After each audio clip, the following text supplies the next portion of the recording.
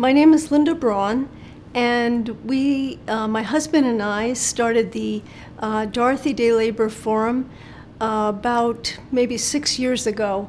And we have a monthly Zoom, and we have a newsletter, the DDLF Monthly, and enjoy trying to help people see that there's hope and a sense of democracy and kindness in a world that's rapidly going a little bit insane.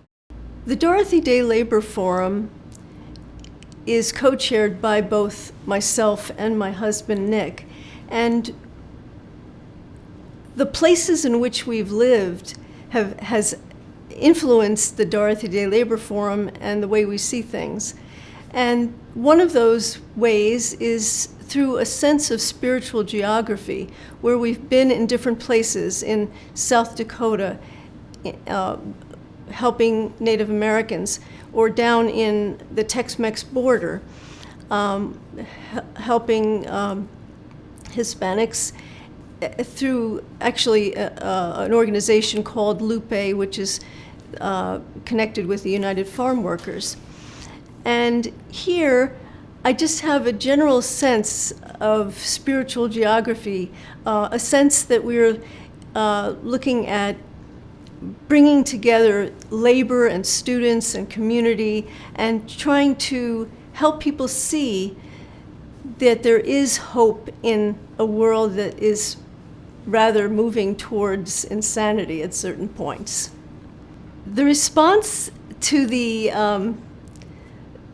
fig tree is just immense in terms of the ability, especially the article about us, the Dorothy Day Labor Forum. The fig tree has been able to expand our network within Spokane, and we're very, very grateful for that.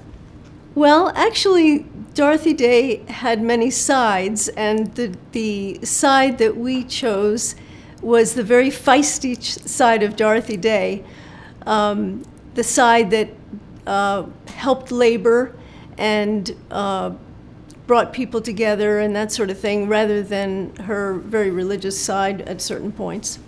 And to this day, Dorothy Day had the newspaper, The Catholic Worker, and today, even today, there are Catholic worker houses that help the poor and the needy around the country. Media, especially newspapers, allow people to not just get information, which I think the fig tree is great at providing a calendar, information generally for the community, but also it connects, in my mind, to the Dorothy Day Labor Forum's DDLF Monthly, because we have individuals who watch our Zooms then go and write articles for this newsletter. So it provides an ability for the individuals themselves to take part in it. And I think the same thing with the fig tree, because individuals interviewed feel that they're a part of a community through the newspaper. The DDLF Monthly and the fig tree give people a voice in the sense that through the fig tree being interviewed, they are given a voice and expand their network and community by having their articles and about them in the newspaper, the fig tree. And very similarly, in the DDLF Monthly, people can express themselves and their views, and it actually helps the community. We want to connect the wisdom of the generations. You can't possibly see today without looking at history. And the history of the past comes out in everything we do. When we write articles, when we read articles, there's a history there.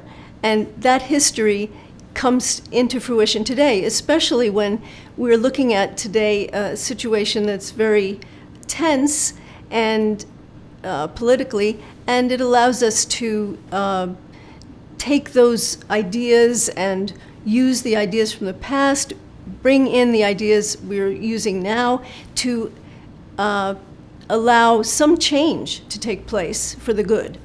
The Fig Tree Directory is an excellent source, and I would use it, personally, I would probably use it for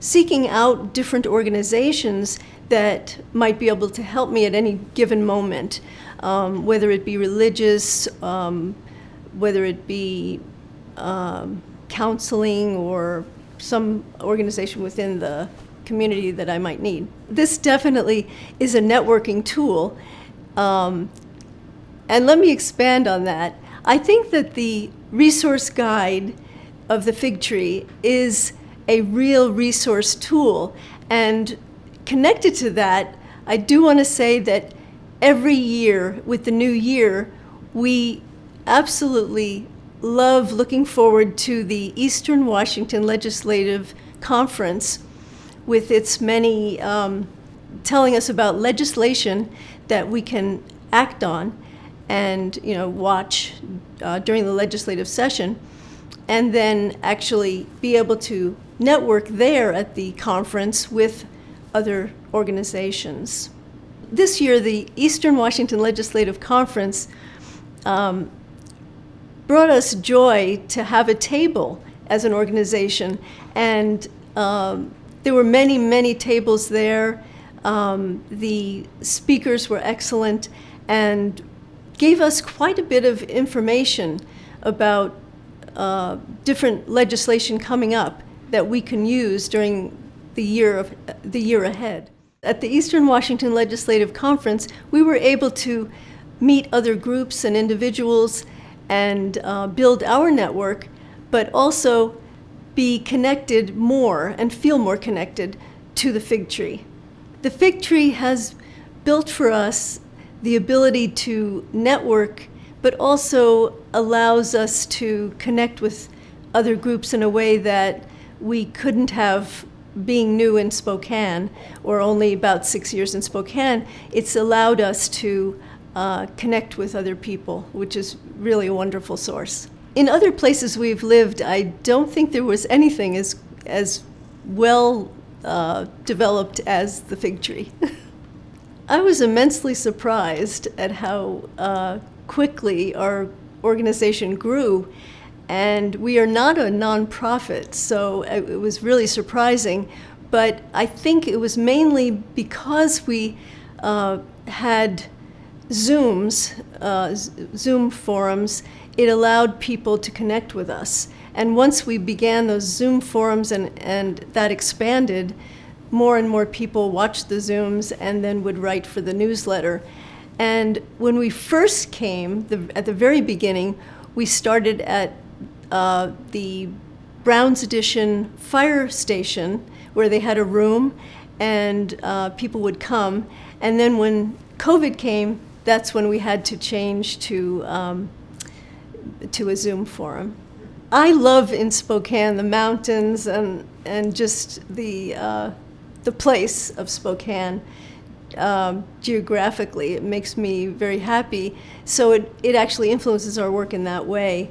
But I think there's, within Spokane is a city, and yet it has a feel of community and connectedness that other cities don't have, and that's a nice connection.